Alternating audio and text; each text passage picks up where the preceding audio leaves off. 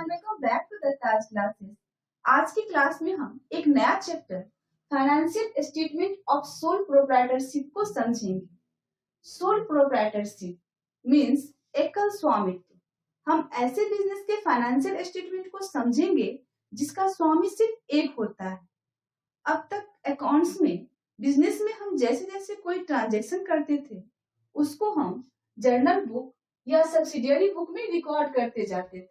Journal book और subsidiary book के help से हम सारे ट्रांजैक्शन को लेजर अकाउंट में पोस्ट करते थे और लेजर अकाउंट के बैलेंस के हेल्प से हम ट्रायल बैलेंस बनाते थे।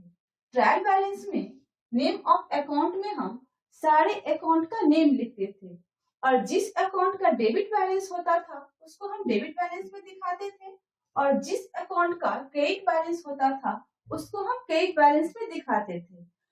सारे एक्सपेंसेस और सारे एसेट का डेबिट बैलेंस होता है, इसलिए इसको हम डेबिट बैलेंस में दिखाते थे और सारे इनकम और लायबिलिटीज का क्रेडिट बैलेंस होता है, इसलिए इसको हम क्रेडिट साइड में दिखाते थे। अब एक अकाउंटिंग पीरियड के अंत में एक साल पूरे हो जाने के बाद हम यह जानना चाहेंगे कि हमारे बिजनेस का फाइनेंशियल परफॉर्मेंस क्या है। मींस बिजनेस को प्रॉफिट हो रहा है या हमारा बिजनेस लॉस में जा रहा है। और हम ये जानना चाहेंगे कि हमारे बिजनेस का फाइनेंशियल पोजीशन क्या है। मींस बिजनेस के पास कितना एसेट है और कितनी लायबिलिटी है। तो बिजनेस के फाइनेंशियल परफॉर्मेंस और बिजनेस का फाइनेंशियल पोजीशन जानने के लिए हम ट्रायल बैलेंस के हेल्प से trading and profit and loss account बनाते हैं और बैलेंस शीट बनाते हैं। Trading and profit and loss account के हेल्प से हमें बिजनेस के फाइनेंशियल परफॉर्मेंस का पता चलता है। हमें यह पता चलता है कि बिजनेस में प्रॉफिट हो रहा है या बिजनेस लॉस में जा रहा है और बैलेंस शीट के हेल्प से हमें बिजनेस का फाइनेंशियल पोजीशन का पता चलता है। हमें यह पता चलता है कि उस डेट तक बिजनेस के पास कितना एसेट है और कितनी लायबिलिटी है। तो trading and profit and loss account से हमें बिजनेस का फाइनेंशियल परफॉर्मेंस का पता चलता है।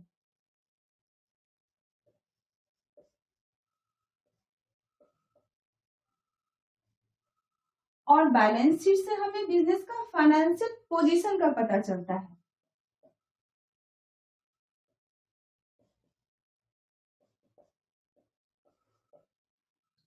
हम ट्रायल बैलेंस के हेल्प से trading and profit and loss account बनाते हैं और बैलेंस शीट बनाते हैं। ट्रायल बैलेंस के कुछ अकाउंट के बैलेंस को हम trading and profit and loss account में दिखाते हैं और कुछ अकाउंट के बैलेंस को हम बैलेंस शीट में दिखाते हैं। अब किस अकाउंट के बैलेंस को हम trading and profit and loss account में दिखाएंगे और किस अकाउंट के बैलेंस को हम बैलेंस शीट में दिखाएंगे। ट्रायल बैलेंस में जिस अकाउंट का नेचर रेवेन्यू नेचर का होगा उसको हम trading and profit and loss account में दिखाएंगे। हम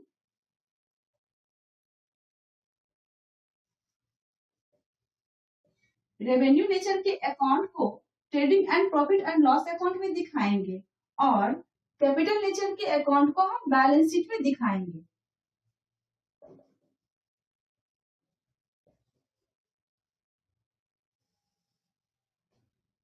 रेवेन्यू नेचर में सारा रेवेन्यू एक्सपेंडिचर और रेवेन्यू रिसीट आएगा।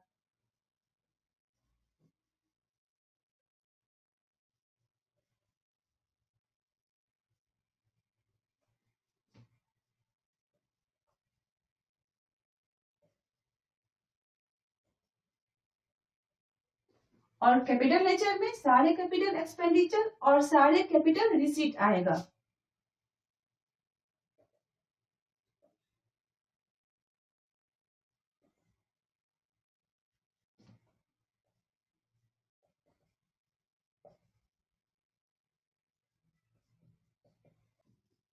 अब हम समझेंगे कि कैपिटल एक्सपेंडिचर और कैपिटल रिसीट क्या है और रेवेन्यू एक्सपेंडिचर और रेवेन्यू रिसीट्स क्या है, ताकि हम ट्रायल बैलेंस में से सारे अकाउंट को आइडेंटिफाई करके जो account trading and profit and loss account में जाएगा उसमें ट्रांसफर करेंगे और जो अकाउंट बैलेंस शीट में जाएगा उसको हम बैलेंस शीट में ट्रांसफर करेंगे।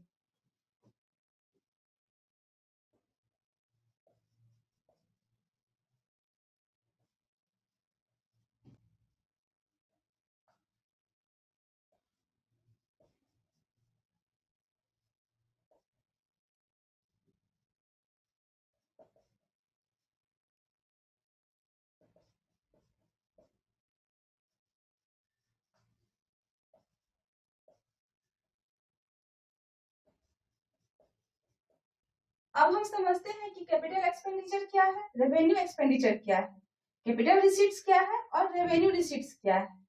कई बार क्वेश्चन में यह भी पूछा जाता है कि कैपिटल एक्सपेंडिचर और रेवेन्यू एक्सपेंडिचर में क्या डिफरेंस है। एक्सपेंडिचर मीन्स खर्च। बिजनेस में कोई भी एक्सपेंस हम बिजनेस के बेनिफिट के लिए करते हैं। अगर बिजनेस में कोई एक्सपेंस हुआ है और उसका बेनिफिट हमें 1 साल से ज्यादा मिल रहा है, तो ऐसे एक्सपेंस को हम कैपिटल एक्सपेंडिचर कहते हैं, जैसे परचेज ऑफ फिक्स एसेट्स।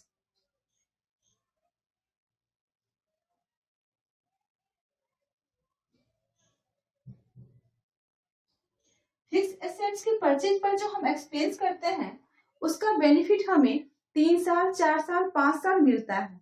जैसे अगर कोई मशीनरी हम परचेज करते हैं तो मशीनरी के परचेज करने पर जो हम एक्सपेंस किए हैं उसका बेनिफिट हमें मशीनरी का जब तक लाइफ है तब तक मिलता है।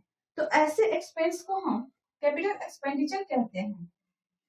रेवेन्यू एक्सपेंडिचर, अगर बिजनेस में कोई एक्सपेंस हुआ है और उसका बेनिफिट 1 साल के अंदर खत्म हो जाता है, तो ऐसे एक्सपेंस को हम रेवेन्यू एक्सपेंडिचर कहते हैं, जैसे परचेज ऑफ गुड्स,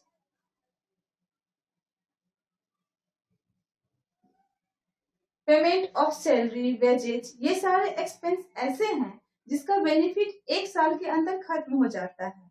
ये सारे एक्सपेंस हमें हर एक साल करना होता है, तो ऐसे एक्सपेंस को हम रेवेन्यू एक्सपेंडिचर कहते हैं। कैपिटल रिसीट्स, रिसीट्स मीन्स प्राप्तियां। बिजनेस में जो पैसे आते हैं, तो ऐसा रिसीट्स जिससे हमारी या तो लायबिलिटी बढ़ती है या एसेट्स कम होता है।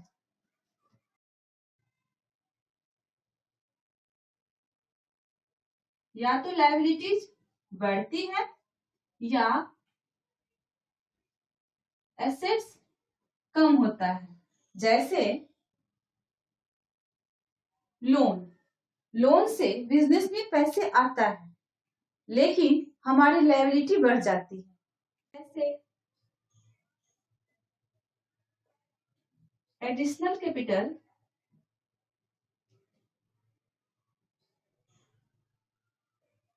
Invested by the honour.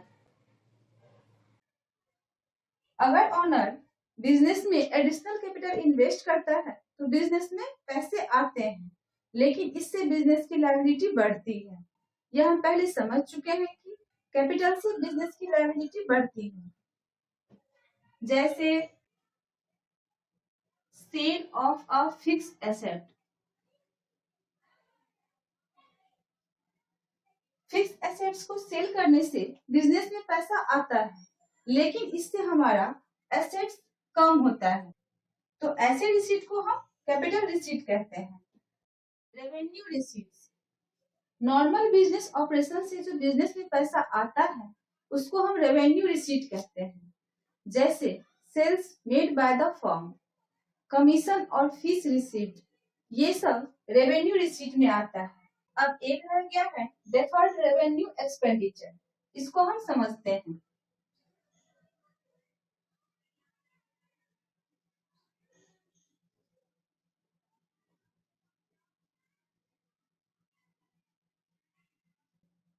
Deferred revenue expenditure ऐसा एक्सपेंडिचर है जो कि रेवेन्यू नेचर का होता है लेकिन इसका बेनिफिट बिजनेस को 1 साल से ज्यादा मिलता है। जैसे एडवर्टीजमेंट, एडवर्टीजमेंट पर बिजनेस का हर एक साल कुछ न कुछ एक्सपेंस होता है लेकिन इसका बेनिफिट बिजनेस को कई सालों तक मिलता है। तो ऐसा एक्सपेंडिचर जो कि रेवेन्यू नेचर का होता है लेकिन उसका बेनिफिट बिजनेस को 1 साल से ज्यादा मिलता है, तो उसको हम डेफर्ड रेवेन्यू एक्सपेंडिचर कहते हैं। अब हम यह समझ चुके हैं कि कैपिटल एक्सपेंडिचर और कैपिटल रिसीट क्या होता है, रेवेन्यू एक्सपेंडिचर और रेवेन्यू रिसीट क्या होता है। कैपिटल एक्सपेंडिचर और कैपिटल रिसीट को हम बैलेंस शीट में दिखाते हैं और रेवेन्यू एक्सपेंडिचर और रेवेन्यू रिसीट को हम trading and profit and loss account में दिखाते हैं। नेक्स्ट क्लास में हम trading and profit and loss account बनाना सीखेंगे। Thank you.